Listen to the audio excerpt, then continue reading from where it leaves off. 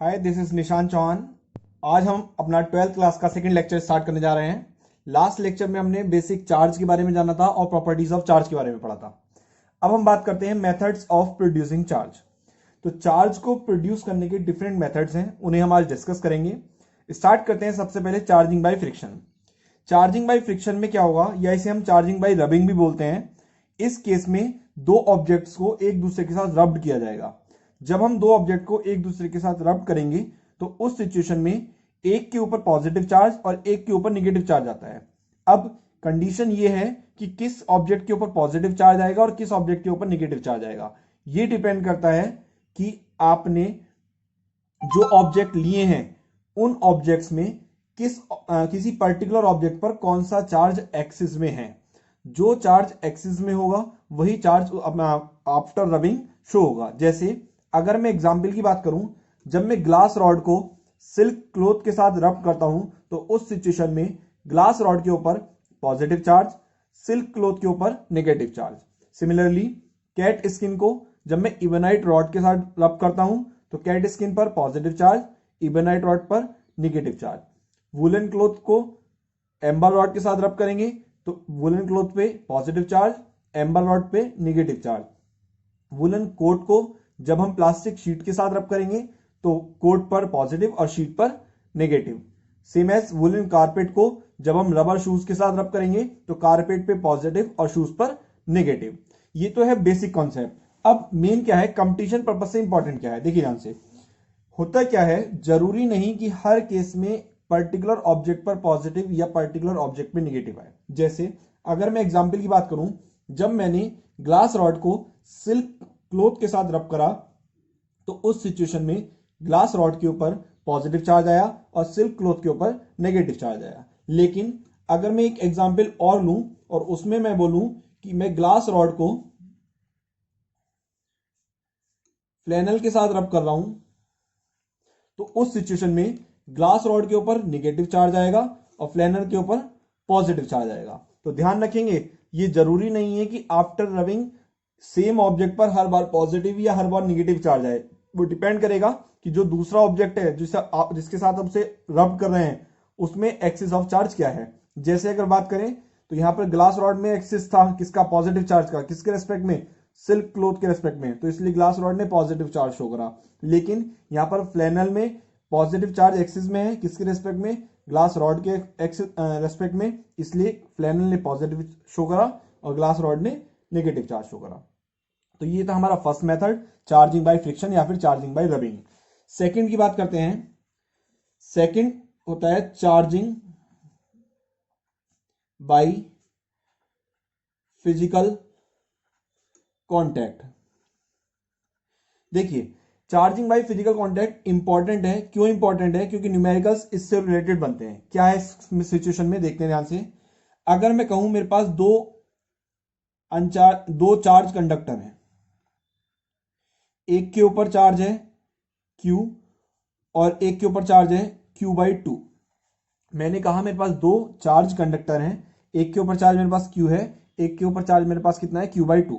अब प्रोसेस कैसा है चार्जिंग बाय फिजिकल कांटेक्ट, तो मैं क्या करता हूं, मैं इन दोनों को, ये A था मेरा, ये B था मेरा, इन दोनों को मैंने आपस में टच कराया। इसके बाद इन्हें क्या कर दिया, मैंने सेपरेट कर दिया। फिर से मैंने माना आफ्टर सेपरेशन इन पर चार्ज आ गया Q'। अब इस Q' की वैल्यू कितनी होगी उसे देखिए ध्यान से। तो ये जो Q' होगा आपका,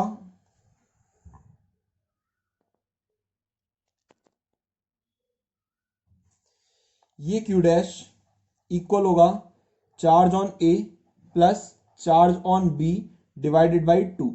तो ये हो गया आपका 3Q/4। इसका मतलब आफ्टर फिजिकल कांटेक्ट जब हम दोनों बॉडीज को अलग करेंगे तो चार्ज इक्वली डिस्ट्रीब्यूट हो जाएगा। इसका एक एग्जांपल और लेते हैं। इस बार मैंने क्या करा, एक तो मेरे पास चार्ज कंडक्टिंग बॉडी थी जिसपे चार्ज था Q, और एक मेरे पास अनचार्ज कंडक्टिंग बॉडी थी जिसपे चार्ज है मेरा कितना, 0। मतलब अनचार्ज है, इस पे कोई चार्ज नहीं है अभी, ठीक है। तो इसे मैं मानता हूं Q1 इक्वल टू Q और Q2 कितना है मेरे पास, 0। इन दोनों को मैं कांटेक्ट में लेके आया। और कांटेक्ट में लाने के बाद मैंने दोनों को अलग कर दिया, और जैसे ही मैं अलग करूंगा तो चार्ज क्या होगा, रीडिस्ट्रीब्यूट होगा। रीडिस्ट्रीब्यूट होने के बाद मैंने मान लिया चार्ज इन पे क्यू डैश आ गया, तो ये जो क्यू डैश होगा ऑन ए और क्यू डैश ऑन बी, तो क्यू डैश ऑन ए किसके इक्वल होगा, क्यू डैश ऑन बी के, क्योंकि चार्ज इक्वली डिस्ट्रीब्यूट होता है। वो कितना आएगा आपका, Q plus 0/2, that is equal to Q/2। तो Q dash A Q dash B दोनों किसके इक्वल आ जाएंगे, Q/2 के। तो याद रखेंगे चार्जिंग बाई फिजिकल कॉन्टैक्ट के केस में आप जैसे ही बॉडीज को रब एक दूसरे के कांटेक्ट में लाओगे तो चार्ज इक्वली डिस्ट्रीब्यूट हो जाएगा।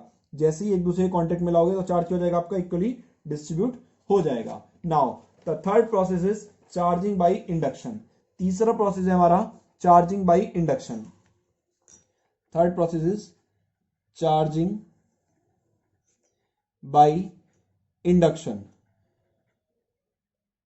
देखिए ध्यान से समझेंगे इसे। इंडक्शन होता क्या है, इंडक्शन के केस में दो बॉडीज एक दूसरे के कांटेक्ट में नहीं आती और बिना कांटेक्ट में आए एक बॉडी से चार्ज दूसरी बॉडी पर ट्रांसफर हो जाता है। क्या करते हैं इसमें हम देखिए ध्यान से। मैंने एक अनचार्ज कंडक्टिंग बॉडी ली, ये मेरे पास अनचार्ज कंडक्टिंग बॉडी थी। अभी क्या करा, इस अनचार्ज कंडक्टिंग बॉडी के पास मैं एक पॉजिटिवली चार्ज रॉड लेके आया। तो जैसे ही मैं पॉजिटिव चार्ज रॉड लेके आऊंगा तो इसकी अगर इनर सरफेस पॉजिटिवली चार्ज है तो इसकी आउटर सरफेस निगेटिवली चार्ज होगी। इसकी हाफ सरफेस पॉजिटिवली चार्ज और इसकी हाफ इनर सरफेस कैसे होगी, निगेटिवली चार्ज होगी। इधर की हाफ सरफेस पॉजिटिवली चार्ज होगी। ठीक है, नाउ इसके बाद ये तो हो गया आपका स्टेप 1 कि आपने एक अनचार्ज कंडक्टर लिया था। ये क्या है आपका, अनचार्ज कंडक्टर। इसके पास में आप एक पॉजिटिव चार्ज रॉड लेके आए, स्टेप नंबर 2, जिसकी वजह से इनर इसके सरफेस के हाफ पोर्शन में नेगेटिव और हाफ पोर्शन में पॉजिटिव चार्ज डिस्ट्रीब्यूट हो गया। स्टेप 3 में क्या करेंगे, रॉड ऐसी सी रहेगी आपकी,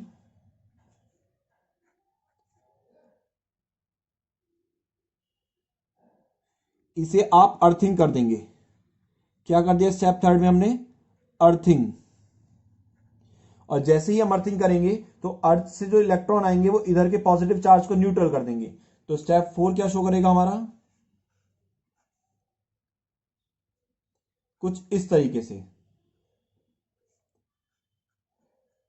स्टेप 4 ये आपका स्टेप 3 था।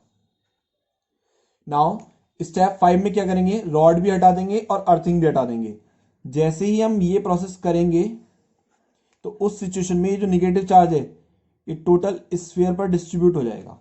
ये जो नेगेटिव चार्ज है टोटल स्फीयर पर डिस्ट्रीब्यूट हो जाएगा। तो हमने क्या देखा, एक पॉजिटिव चार्ज रॉड को एक अनचार्ज कंडक्टर के पास जैसे ही लेके आए वो अनचार्ज कंडक्टर कैसा हो गया, निगेटिवली चार्ज हो गया। इसका मतलब बाई इंडक्शन अपोजिट पोलैरिटी का चार्ज डेवलप्ड हो गया।